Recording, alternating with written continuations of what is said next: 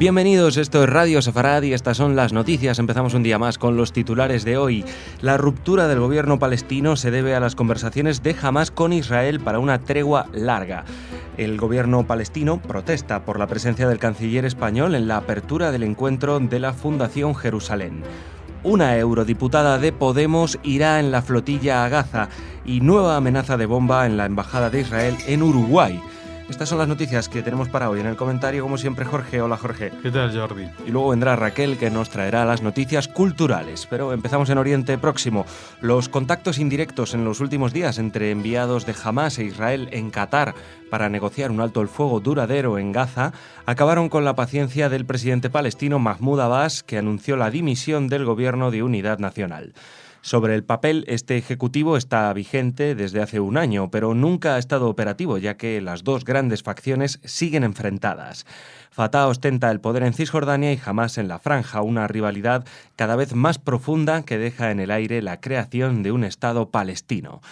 En Ramallah acusan a los islamistas de querer crear un Estado islámico independiente en Gaza y Hamás responde con el reclamo de nuevas elecciones en los dos territorios y recuerda que ellos ganaron las de 2006 y no les han permitido gobernar.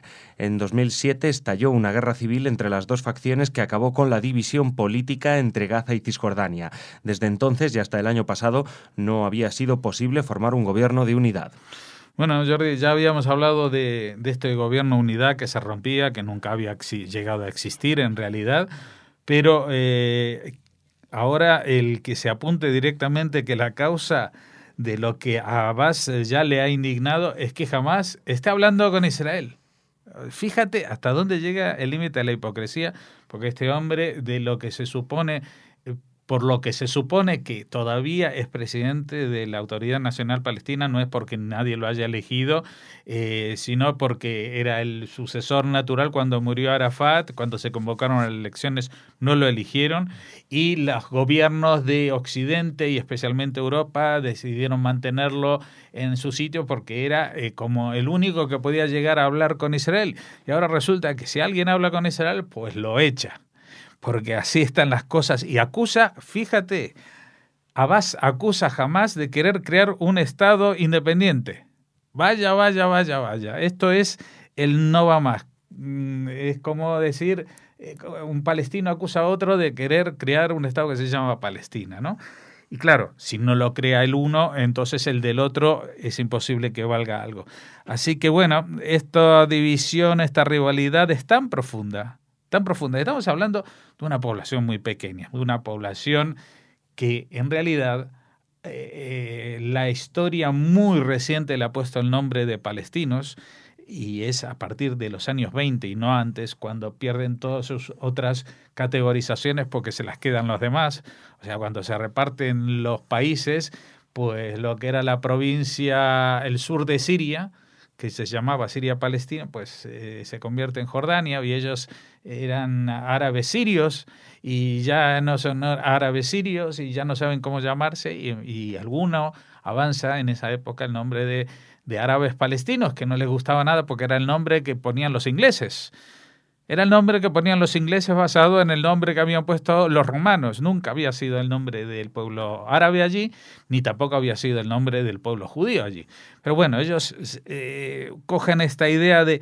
Y resulta que son dos poblaciones que han vivido siempre separadas. O sea, incluso siendo todos árabes, porque toda la zona es una zona árabe, evidentemente, pues los que hoy en día están en Cisjordania, Ramallah, han estado ocupados militarmente por Jordania, desde el año 48 hasta el año 67. Por supuesto, nadie protestó, nadie hizo de Jerusalén ni una capital subsidiaria ni nada, simplemente era una tierra ocupada y los habitantes de esa tierra no tenían ningún derecho para los jordanos, pero algunos avanzados pues lograron entrar en las universidades de Jordania. A otros los masacraron los jordanos en el famoso Septiembre Negro del año 70. Bueno, el tema es que eso fue una historia. Y otra historia fue la de la Franja de Gaza, que también del 48 al 67, pues estuvieron, pero en manos de los egipcios. Y los egipcios, una vez que le devolvieron el Sinaí, lo primero que dijeron, nosotros no queremos tener nada que ver con Gaza. Nunca fue Egipto, nunca tuvimos nada que ver con esta gente. Y lo mismo hicieron los jordanos en el año 94 cuando firmaron el acuerdo de paz. Dijeron, no, pues llevaros a esta gente porque... Y son dos poblaciones que no tienen mucho que ver entre ellos más que la historia común del pueblo árabe, que es lo mismo que puede tener en común un egipcio con un iraquí y un sirio kurdo. Todos más o menos están en la misma área y son musulmanes, pero fuera de eso poco tienen que ver. Y ahora, pues, otra vez se renueva la pregunta, ¿y si, aunque todos apoyáramos la creación de dos estados, un estado judío y otro estado palestino, sería suficiente? Porque yo creo que por lo menos habría que crear dos estados palestinos, porque son irreconciliables. No tienen continuidad territorial y aunque le fabricaran un túnel o una autopista o un puente aéreo, un puente por sobre todo el territorio de Israel, tampoco tendrían ninguna vinculación y las historias de cada uno de ellos son muy distintas. Y hoy en día están prácticamente en guerra y si no se matan más es porque cada uno ha matado al otro en su propio territorio.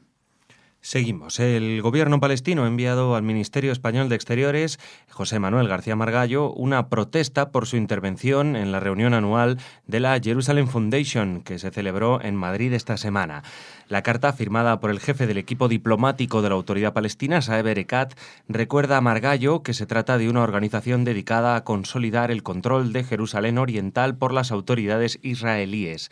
La nota de protesta recuerda que el presidente honorario de la fundación es el actual alcalde de la ciudad, cuyo ayuntamiento es, dice, responsable de la construcción ilegal de colonias, demoliciones de casas y desahucios de la población local palestina de la ciudad, así como otras políticas destinadas a minimizar la presencia árabe en la ciudad. En la web del gobierno español se destaca el papel de la Fundación Jerusalén para fomentar, crear y desarrollar proyectos filantrópicos en Jerusalén de carácter multirreligioso y multicultural. Sí, sobre la Jerusalem Foundation o Fundación Jerusalén, si quieren, pues podrán escuchar un reportaje este fin de semana. Y evidentemente es un evento importante porque estuvo el canciller español. Ahora déjame que te explique una cosa. La Fundación Jerusalén se creó en el año 65. Entonces, ya que esta organización estuviera dedicada a consolidar el control de Jerusalén Oriental, ¿qué pasa? ¿Hay un pequeño error histórico o movemos todos los manuales unos años atrás y falsificamos la historia? Porque cuando se fundó esta Fundación Jerusalén, Jerusalén no estaba unificada. Era simplemente por el bien de la ciudad y sigue actuando por el bien de la ciudad y sus obras filantrópicas no son solamente para Jerusalén Oriental, ni para Jerusalén Este, ni para Jerusalén Oeste, que esa división no existe. Vamos a ver, Jerusalén nunca fue dos ciudades, nunca hubo una Jerusalén Oriental. Hubo una guerra del año 48 hasta el año 67 que se reunificó. Pues esa ciudad estuvo, como recién comentábamos en la noticia anterior, bajo control jordano, control militar jordano, por ocupación militar. Y la población de los barrios estos quedó bajo control jordano. ¿Qué pasó? En esa zona vivían judíos, porque en todo Jerusalén vivían judíos. ¿Qué hicieron con los judíos? Los echaron a todos. Los echaron a todos los judíos, o sea que lo que es los barrios árabes no son barrios árabes, son barrios de desplazados judíos. Los barrios que ocupan en Jerusalén Este los árabes son barrios que eran barrios judíos y que fueron echados por la fuerza por el ejército jordano. Esa gente pasó al lado israelí. La gente que estaba en el lado israelí donde quedó Jerusalén y eran árabes, pudieron seguir viviendo en sus barrios. O sea que en la parte occidental también hay árabes. Y estaban allí antes del 67 y antes del 48 y siguieron viviendo porque Israel no los echó. Y ya el no va más de la ignorancia supina que pretenden los palestinos verter hacia los medios, pero los medios lo repiten como loritos y no se dedican a investigar, a mirar la misma yo que sé, en cualquier sitio como una Wikipedia, ¿qué es lo que pasa? Dice, el ayuntamiento, que es el presidente honorario de la fundación, es responsable de la construcción ilegal de colonias. O sea, tenemos una ciudad que construye colonias. A ver, las colonias son asentamientos que están en sitios no poblados, no dentro de la ciudad. Nunca se funda una colonia dentro de una ciudad. Otra cosa como aquí en Madrid, que a un barrio lo llaman una colonia. No es el problema de lo que se habla, no es un asentamiento. Entonces, primero, la construcción ilegal de colonias, demoliciones de casas. Las demoliciones de casas no las ordena el ayuntamiento, las demoliciones de casas las ordena el ejército cuando se tiene la certeza de que en esa casa vivía un terrorista y que la familia participaba de sus fechorías, digamos. Y los desahucios de la población local palestina en la ciudad. Aquí yo no entro porque me imagino que habrán habido algún desahucio de algún palestino de su casa, como los hay en Madrid y como los hay en Londres y en París, cuando hay algún problema legal con la casa. Pero cuando no hay problemas legales con la casa, no se desahucia, y por eso hay tantos árabes viviendo en Jerusalén y tantos árabes viviendo en los barrios orientales, que hoy en día hay más árabes viviendo en los barrios orientales en proporción que los que había en el año 67. Así que no cuenten más mentiras, señor Saeb Erekat, porque desde el resto del mundo, aparte de no creerle, pues uno puede mirar en internet y enterarse, o en cualquier enciclopedia, que lo que usted dice es una tremenda tontería. Y venimos a España ahora. El secretario general del partido Podemos, Pablo Iglesias, ha informado que la eurodiputada de su formación, Estefanía Torres, participará en la tercera flotilla a Gaza. Estas fueron sus palabras. Las flotillas de la libertad son una expresión que llama la atención sobre una situación de vulneración de los derechos humanos. Es un honor que nuestra presencia pueda ser de utilidad a los sectores de la sociedad civil solidarios con Palestina. En una rueda de prensa en la que no respondió a ninguna pregunta de los medios. Por su parte, el secretario de Relaciones con la Sociedad Civil de Podemos, Rafa Mayoral, ha denunciado que el gobierno español es corresponsable de la violación de derechos humanos que se está produciendo en Gaza y de la situación de apartheid que, a su parecer, vive el pueblo palestino.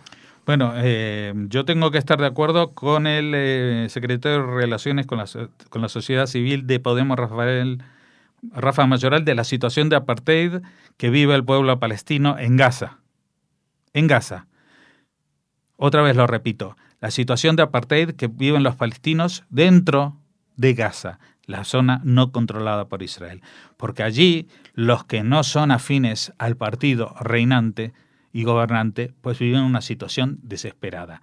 No reciben las ayudas sociales, son muchas veces torturados y otras veces incluso simplemente asesinados, como hemos visto algunas veces arrastrados con las motos, en escenas que no es que recuerden, que son exactamente idénticas a las que protagoniza el Daesh en Siria y en Irak, solamente que no se visten de naranja para filmarlo, sino que lo hacen con ropa de calle. Ahora, vamos a ver, el secretario general de Podemos, Pablo Iglesias, dice que la flotilla de la libertad son expresión para una situación de vulneración de los derechos humanos. Entonces, mi pregunta es, ¿la flotilla a Gaza va a parar en Marruecos, en Argelia, en Libia, en Egipto, en Malta, en Italia, en Grecia, en Turquía, en Siria, para llegar después a Gaza? ¿O solamente van a ir flechaditos a Gaza? Porque, a ver, y si vamos a los que más vulneran, para no hacer tantas paradas, vamos a ir directamente a Siria, ¿no?, donde están masacrando a la población civil con 8 millones de desplazados, o eso no es un problema. O vamos a Egipto, donde están utilizando la pena de muerte en juicios, digamos, multitudinarios de a centenares por vez y sin ninguna garantía constitucional o de otro tipo. Y dice, es un honor que nuestra presencia pueda ser de utilidad. Pero ¿de qué utilidad va a ser a Palestina? La única utilidad que va a tener la presencia es la de fomentar el terrorismo que luego va a venir a visitarnos aquí a casa. Señor Pablo Iglesias, no sé si usted tiene un seguro especial concertado con alguna empresa iraní para que no lo toquen, pero el resto de la población aquí en España, pues tendríamos que preguntarles si lo que quieren es que pues esta horda se nos acerque y utilicen a España para poner en prueba lo que ellos entienden como derechos humanos, o sea, por ejemplo, masacrar a homosexuales, por ejemplo, quitar todas las libertades de las mujeres. Y esto se lo preguntamos también a la gente de los colectivos que forman Podemos, que son defensores, por ejemplo, las feministas de Podemos que están en el cuarto puesto en la lista del Ayuntamiento de Madrid, por ejemplo, representando el movimiento feminista. ¿Por qué no dicen nada de la situación de las mujeres en Gaza, o de la situación de las mujeres en Irán, o de la situación de las mujeres en el mundo árabe en general? Solamente tienen palabras contra Israel. Y coincide, qué mala suerte, coincide con que muchos, porque no es uno solo, de los personajes de este partido se han reído con tuits antisemitas. Y siguen haciéndolo, ¿eh? Y terminamos en Latinoamérica. Las fuerzas del orden de Uruguay han intervenido este miércoles junto al edificio World Trade Center, donde se ubica la embajada de Israel en este país, ante una amenaza de bomba. El equipo de desactivación de artefactos terroristas del ejército ha identificado el artefacto sospechoso, pero ha informado de que no tenía carga explosiva. El Ministerio del Interior ha reconocido que la de hoy no es la primera vez que aparece este tipo de artefactos cerca del edificio, pero ha indicado que en este caso ha sido hallado en una zona más próxima a las cámaras de seguridad y por lo tanto se estima que se pueda tener una visión más clara del momento en el cual se dejó el artefacto e identificar así a quienes sean responsables del hecho. El pasado 8 de enero hubo otra amenaza de bomba en el mismo lugar. Y recordamos, porque fue hace muy poco, el 8 de enero, cuando tuvo lugar esta amenaza de bomba, recordemos que el 8 de enero era el día justamente que habían empezado los atentados en París. O sea, el 7 de enero había sido el atentado contra Charlie Hebdo y se estaba persiguiendo y de pronto esta noticia quedó un poco arrinconada por ser en esa fecha. Pero es la tercera vez que sucede. Y ya en la vez anterior informamos a qué respondía estas amenazas de bomba o un paquete que aparentemente es una bomba pero no lo es. Pues es una estrategia que está poniendo en práctica el grupo Hezbollah. Ojo con lo que digo, Hezbollah, el grupo chiita del Líbano. Tú dices, ¿qué hacen en Uruguay? Pues Hezbollah ha tenido y tiene una penetración muy importante en toda Latinoamérica. Ha sido responsable desde el año 94 de la voladura del Centro Cultural Mutual Judío de Argentina, AMIA, y 2 años antes de la embajada, y tiene una penetración y unos cuarteles generales en Bolivia y en otros países como Venezuela y Ecuador, y incluso tienen presencia en Uruguay. Lo que pasa es que están muy sofisticados y entonces van de a poquito, van poniendo una bomba y ven cómo lo desmonta la policía de Uruguay. Y cada vez la acercan un poquito más, esta vez incluso la han puesto debajo de las cámaras para ver cómo reaccionan y cómo, si el camuflaje que llevó esta persona que puso la bomba va a ser efectivo o no. Y de momento no ha habido ninguna noticia de detención, con lo cual está funcionando. Está funcionando, quiere decir que la próxima vez ya la van a dejar con la mecha encendida. Y no va a haber mucha gente que pueda hacer algo por evitarlo porque hasta ahora los protocolos de actuación de antiterroristas de Uruguay pues han salido a la luz con los 2 simulacros o los 3 simulacros que han tenido lugar según esta planificación de Hezbollah, que por cierto sigue siendo no calificado por la mayoría de países del mundo como grupo terrorista, sino como un partido político como cualquier otro en Líbano. Bueno, Jorge, ya llega el fin de semana, así que nada, que tengas buen fin de semana y Shabbat Shalom. Shabbat Shalom. Ahora Raquel, con las noticias culturales.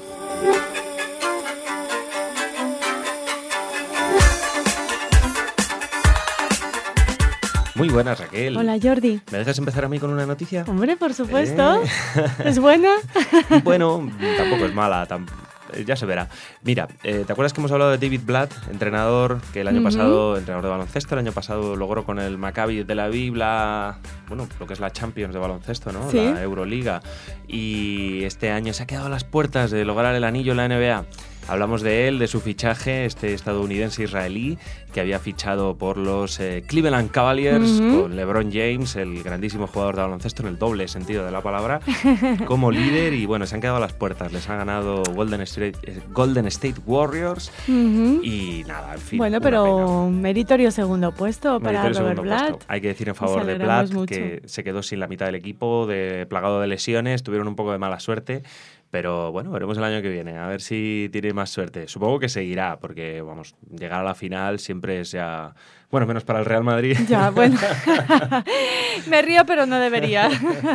Bueno, venga, pues ya, después de este inciso deportivo... ¿Me dejas comentar algo antes de comenzar la agenda cultural? No.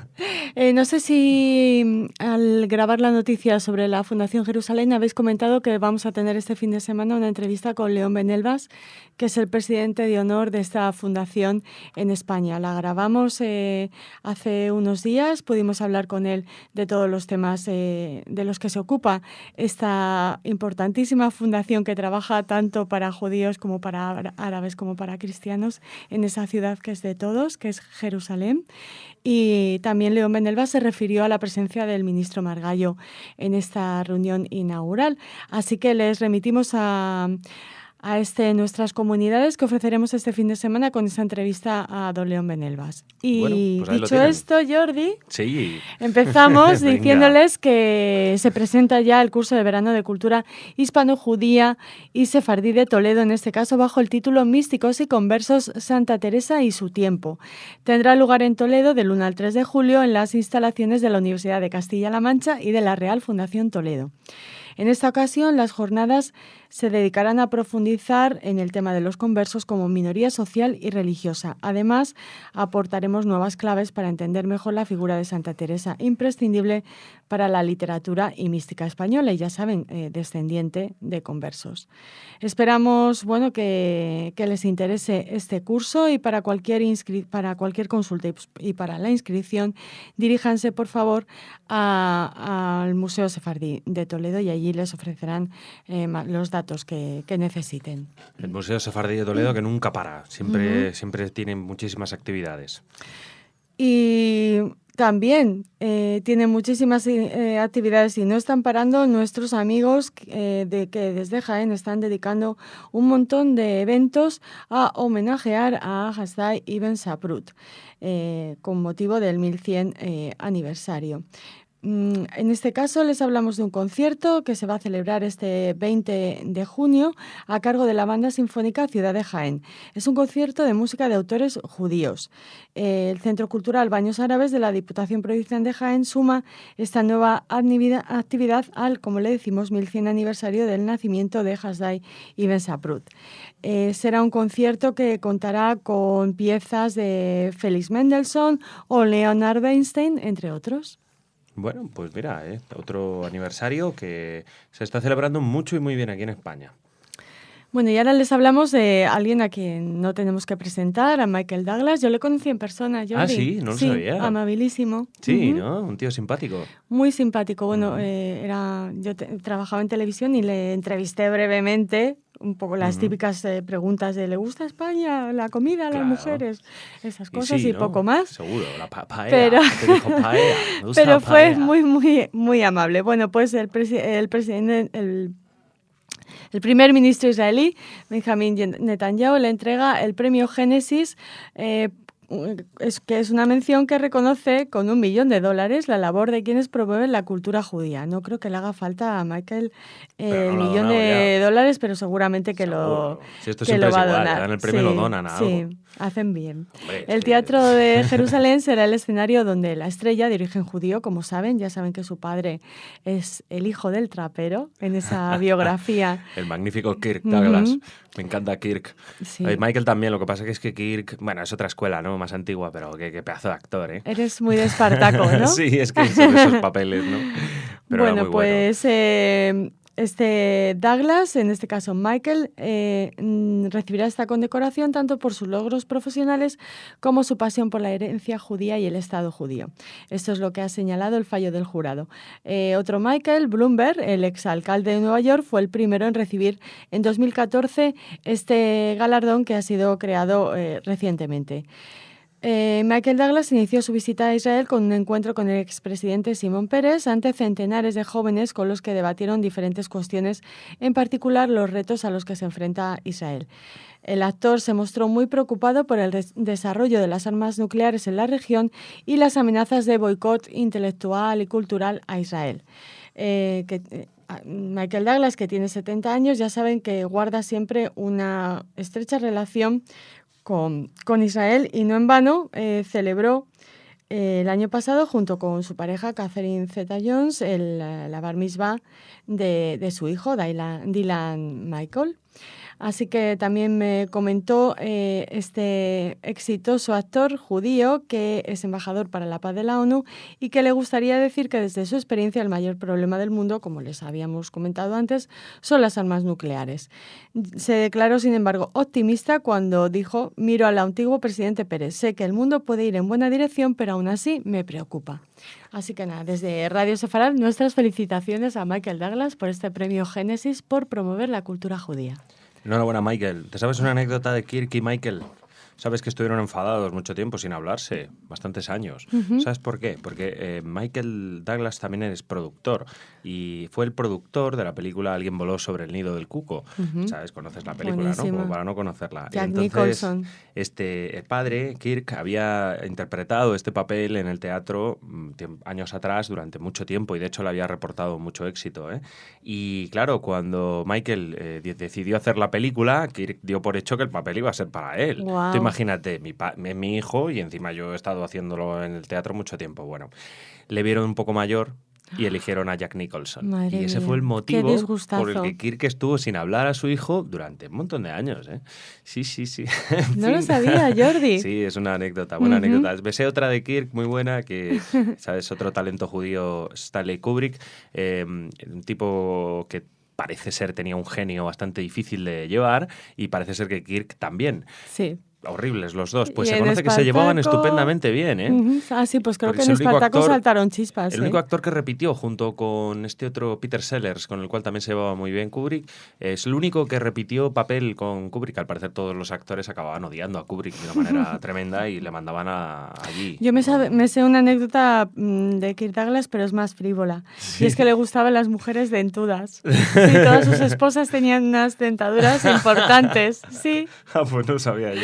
Sí, tiene, porque todavía está entre nosotros. Guerra, ¿no? Tiene esa predilección por las buenas dentaduras. Oye, si Michael tiene 70, ¿cuántos tiene Kirk? Ya. 90 por lo menos. Por lo menos, sí. Y sigue ahí, no, yo creo que tiene más, ya, más de 90, ¿sí? Sí. 95. Pero bueno, todavía asiste a actos y ahí está. Qué genio. Uh-huh. Bueno, digo, en el doble sentido.